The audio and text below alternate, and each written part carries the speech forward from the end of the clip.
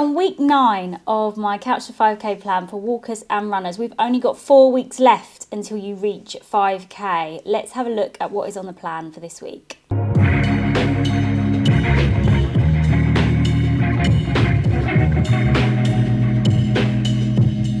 Now, as I mentioned last week, we are eking up. Is eking a word? We are progressively increasing the amount of time that you are running and slowly decreasing the amount of time that you have for rest. So last week you were running for 12 minutes continuously. This week you are going to be running for 14 continuous minutes, followed by 2 minutes of walking rest and then another 14 minutes of running.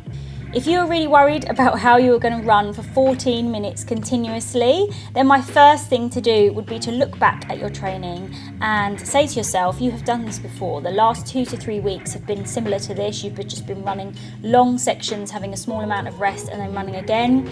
This is just 2 minutes longer than it was last week. So bear that in mind, you can do it. If you really are nervous about doing it alone, then try and find a friend that might come and run with you. Or perhaps get some headphones and run listening to some music to help keep you motivated. Session 2, you've got a hill session. So you've got to do a 10-minute easy run warm-up, and you can run that as slow or as fast as you like. Just make sure you're nice and warmed up by the end of it. Find yourself a nice gentle hill, and then you're going to be running up the hill nice and easy pace, a sustainable pace for 90 seconds, and then you're going to be turning around and walking back down to the bottom. Take as long as you need to walk back down to recover before doing the 90-second running uphill again, and you're going to do that 5 times. There are so many people who I work with who tell me that they absolutely hate hills and they hate running up them.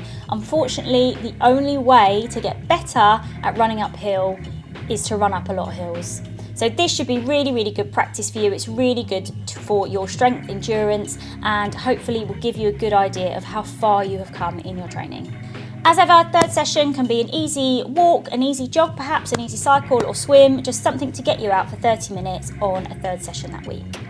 For the walkers, in week 9, you've got your 3 sessions again. You've got a nice and easy 15-minute walk. You might be able to fit that in your lunch break or in an early morning. Then you've got a 25-minute hilly walk. Like I've just said to the runners, the only way to get better at walking up and down the hills is to put them in your training as much as possible.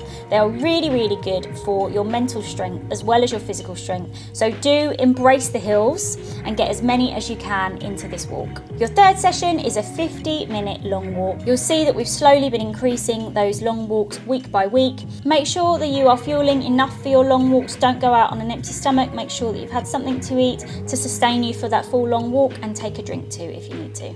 Yes, it is week 9. Yes, you've got this week and then you've got 3 more weeks left until we reach 5K. But that being said, if by now you're getting slightly bored of the different routes that you are doing week to week, or maybe they're the same routes that you're doing week to week, then I would highly recommend downloading the Ordnance Survey app, and you can go on there and look at the local footpaths and byways near to you and maybe plot some different routes, give you some inspiration into going some new places. You can also go on there and find other people's walking and running routes near to you. So I'd really highly recommend that if you are a bit stuck, getting a bit bored with where you are going week by week. I'll see you next week for week 10. Don't forget to like and subscribe to my YouTube channel, and don't forget that there is also Spotify playlists on Spotify for this week too.